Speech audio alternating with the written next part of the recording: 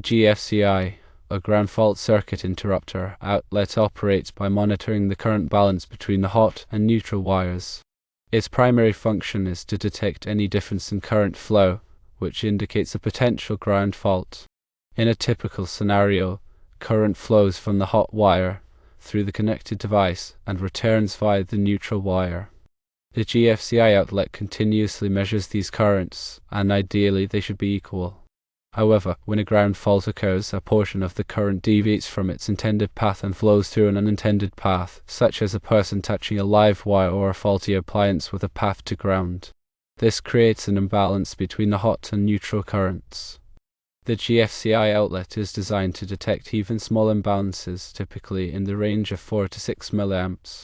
When such an imbalance is detected, the GFCI outlet quickly trips, interrupting the circuit and cutting off the power supply. This rapid response minimizes the risk of electrical shock. Now, the role of the ground wire is crucial in this process. The ground wire provides a low resistance path for fault current to flow back to the electrical panel.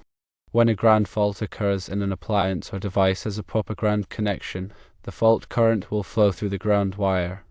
This surge in current through the ground wire creates a significant imbalance between the hot and neutral wires, which the GFCI outlet readily detects, causing it to trip. However, in a situation where a GFCI outlet is installed without a ground wire, the functionality changes. Without a ground wire, there is no dedicated path for the fault current to flow. Therefore, when a ground fault occurs, the current may not flow back to the electrical panel in a way that creates a detectable imbalance for the GFCI outlet. As a result, the GFCI outlet may not trip, even though a ground fault is present. This is because the GFCI outlet relies on the difference in current between the hot and neutral wires to activate its tripping mechanism. A GFCI tester simulates a ground fault by creating an artificial imbalance between the hot and neutral wires. It does this by diverting a small amount of current to a simulated ground path. When the tester is connected to a properly grounded GFCI outlet, this diverted current flows through the ground wire, creating the necessary imbalance for the GFCI outlet to trip. However, when the tester is used on a GFCI outlet that is not connected to a ground wire, the diverted current has no designated path to flow. Consequently, the tester may not be able to create a sufficient imbalance to trigger the GFCI outlet, leading to a false indication that the GFCI outlet is not working correctly. Therefore, it is expected that the GFCI tester will not reliably trip a GFCI outlet that is not connected to a ground wire. The absence of a ground wire prevents the tester from simulating a ground fault effectively. To verify that your GFCI tester is functioning correctly, it is essential to test it on a GFCI outlet that is properly connected to a ground wire. When the tester is used on a grounded GFCI outlet, it should trip the outlet immediately.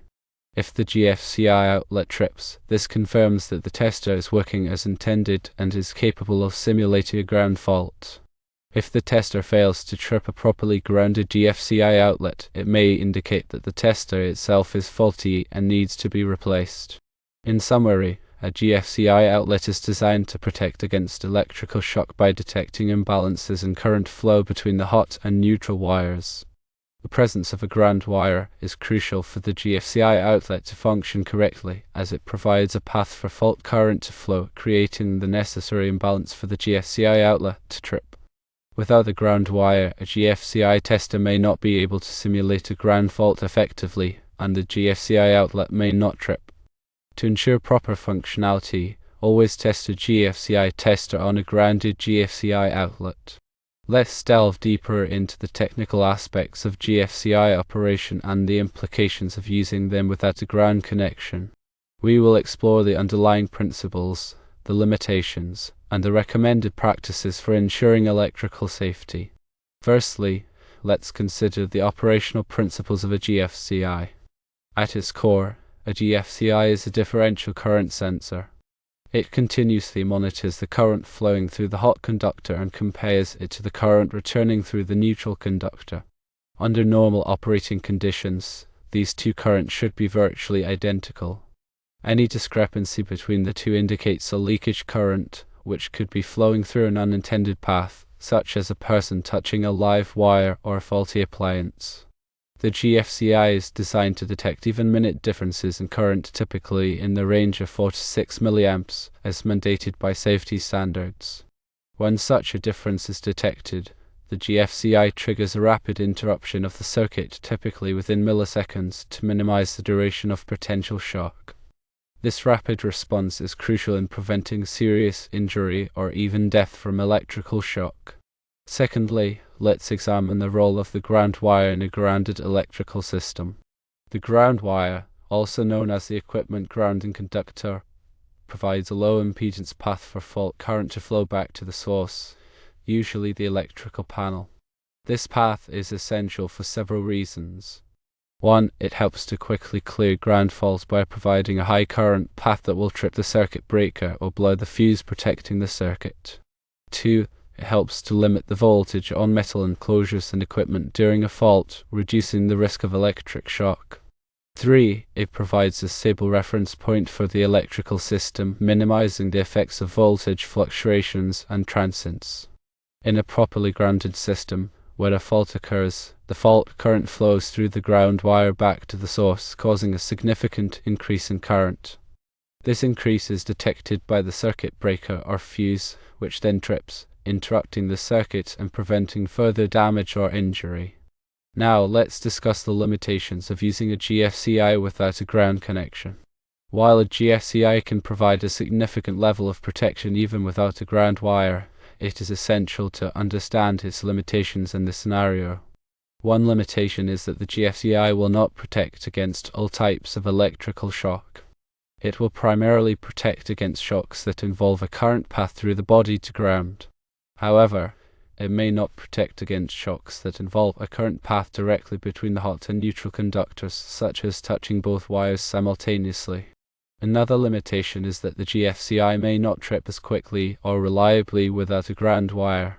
As mentioned earlier, the ground wire provides a low impedance path for fault current to flow, which helps to quickly create a detectable imbalance for the GFCI. Without a ground wire, the fault current may have to find an alternate path, which may not be as effective in creating the necessary imbalance. This can result in a slower or less reliable tripping response. Furthermore, using a GFCI without a ground wire can create a false sense of security.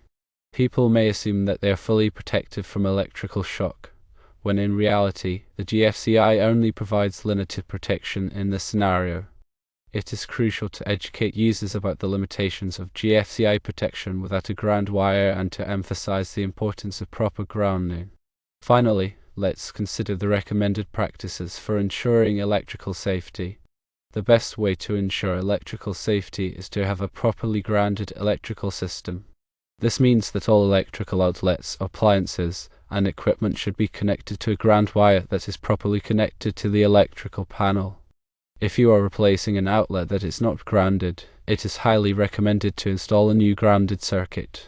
This may involve running a new cable from the electrical panel to the outlet location. If installing a new grounded circuit is not feasible, there are some alternative options available. One option is to install a GFCI outlet as a replacement for the ungrounded outlet. As mentioned earlier, a GFCI outlet can provide a significant level of protection even without a ground wire.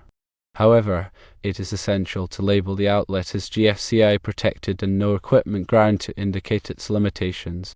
Another option is to install a GFCI circuit breaker in the electrical panel to protect the entire circuit.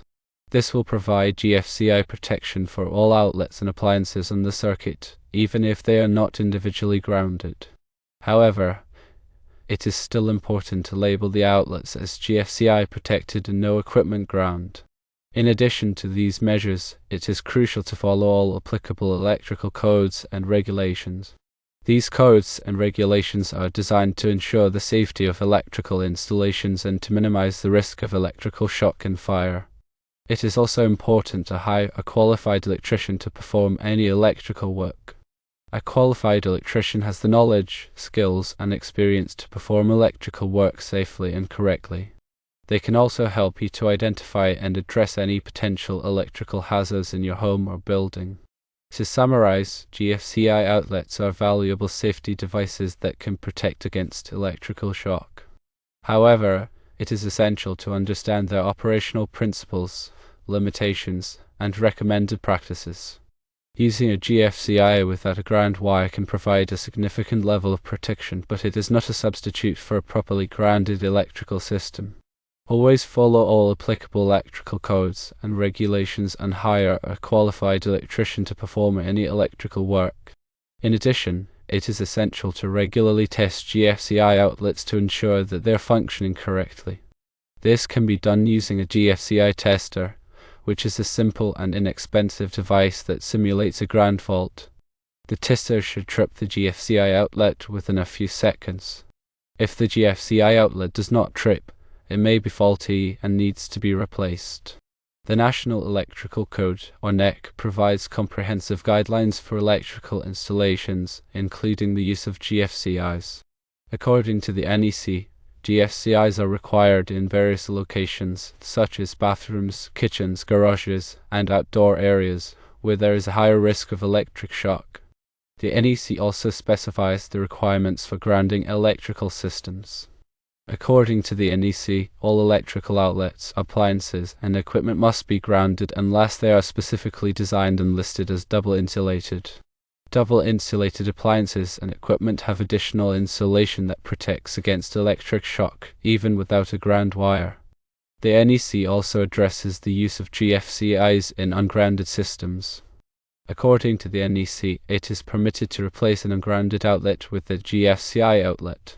However, the outlet must be labeled as GFCI protected and no equipment ground. This labeling is important to inform users that the outlet is not grounded and that it only provides limited protection against electric shock. In addition to the NEC, there may be local electrical codes and regulations that apply to your area. It is important to check with your local building department or electrical inspector to ensure that you are complying with all applicable codes and regulations. When working with electricity, it is always important to take precautions to protect yourself from electric shock. Always turn off the power to the circuit before working on any electrical components. Use insulated tools and wear appropriate personal protective equipment, such as rubber gloves and safety glasses.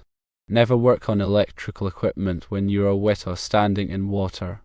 If you are not comfortable working with electricity, hire a qualified electrician to do the work for you. Electrical safety is not something to take lightly. Electricity can be dangerous, and it is important to take all necessary precautions to protect yourself and others from electric shock.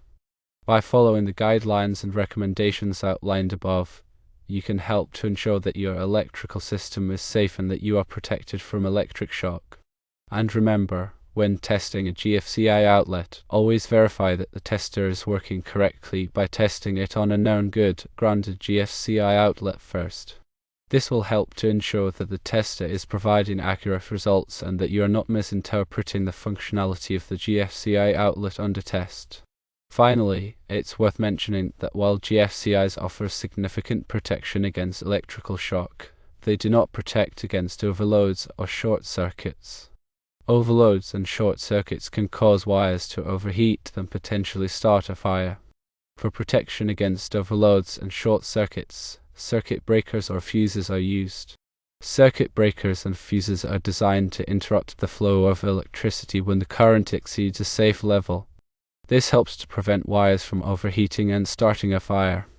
Therefore, it is important to have both GFCI protection and circuit breaker or fuse protection in your electrical system. GFCIs protect against electrical shock, while circuit breakers and fuses protect against overloads and short circuits. Together, these devices provide a comprehensive level of protection for your electrical system.